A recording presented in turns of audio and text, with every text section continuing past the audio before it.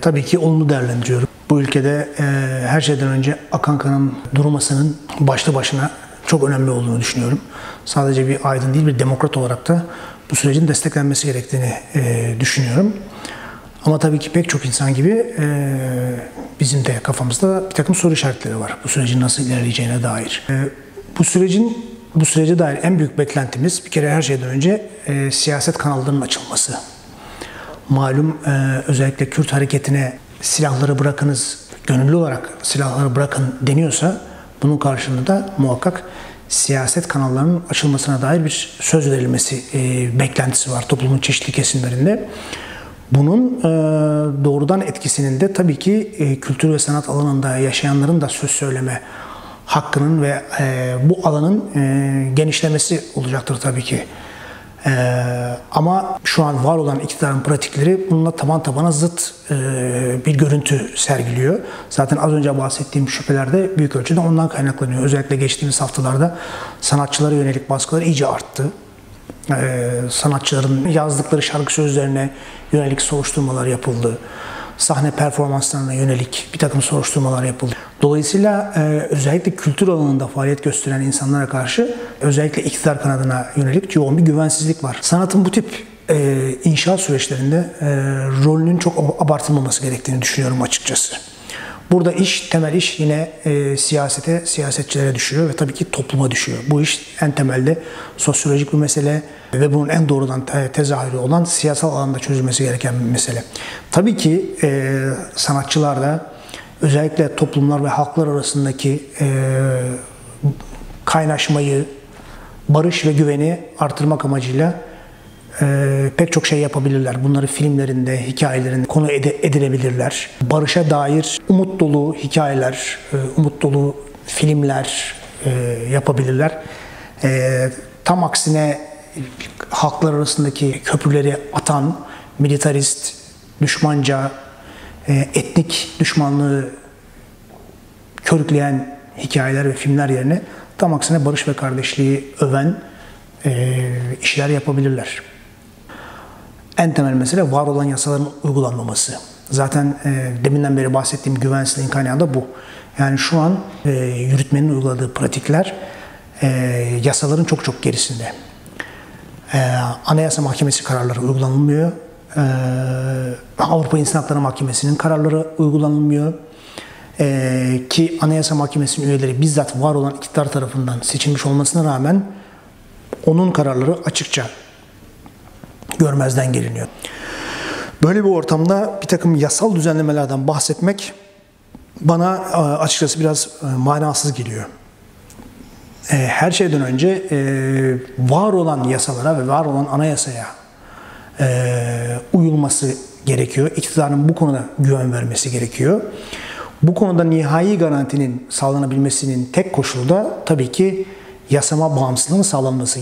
Sansürcü zihniyetin bir kere sinema ve televizyon sektöründen silinmesi gerekiyor.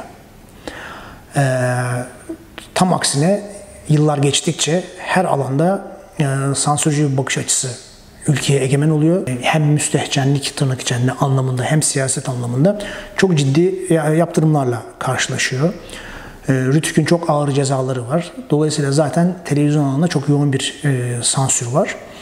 Başka alanlarda da bunun az önce saydığım örneklerde de gördüğümüz gibi başka alanlarda da tezahürleri var. Yani sanatçılar bugün Türkiye tarihinde neredeyse hiç olmadığı kadar çok gözaltı tehlikesiyle karşı karşıyalar. Yaptıkları eserler için sadece sansür değil, gözaltı tehlikesiyle karşı karşıyalar. Dolayısıyla her şeyden önce bu yasakçı pratiklerin bir ortadan kalkması gerekiyor. Sansür meselesi halledildikten sonra ancak üretimin demokratikleştirilmesi için yapılabilecek en önemli şey kaynakların adil dağıtılması. Örneğin Kültür Bakanlığı bizim sektörde, sinema sektöründe çok uzun yıllardır maddi destek sağlıyor yönetmenlere. Bu desteklerin yine herhangi bir sansür zihniyetinden uzak, partizanlıktan uzak, sadece senaryoların kalitesine, yönetmenlerin başarılarına vesaire göre verilmesi, yani kamu kaynaklarının tamamen estetik kriterler gözetilerek eşit bir şekilde dağıtılması gerekiyor. Bizim sektörümüzün en temel ilk sorunu bu olduğunu söyleyebilirim. Ya zaten şu anki süreç çözüm süreci, ki buna çözüm süreci bile denmiyor. Yani taraflar çözüm süreci lafını bile kullanmaktan imtina ediyor. Geçmiş dönemdeki süreçlerden farklı olarak zaten yoğun bir kitlesel katılımla idare edilen bir süreç değil. Yani toplumun çeşitli kesimlerinden fikirler alınarak, toplumun çeşitli kesimlerini harekete geçirerek yürütülen bir süreç değil. Biliyorsunuz daha önce bir akil adamlar süreci vardı. Akil adamlar Anadolu'da her yerine gidip toplantılar vesaire yapıyordu. Şu an sadece mecliste komisyon davet ettiği insanları dinliyor. Son derece sınırlı bir katılım var. Bir anlamda beklentileri de maksimalize etmemek için sanırım Kürt siyasi hareketi de böyle bir yöntem gütmüyor. Zaten şu an tarafların temel olarak istedikleri mümkün olduğu kadar sınırlı katılımlı, insanları çok fazla heyecanlandırmadan, çok fazla umut vermeden, onlara belki de beklentilerini yükseltmeden bu süreci açıkçası mecliste, komisyonda ve belki de bizim bilmediğimiz kapalı kapılar ardında yürütmek gibi görünüyor.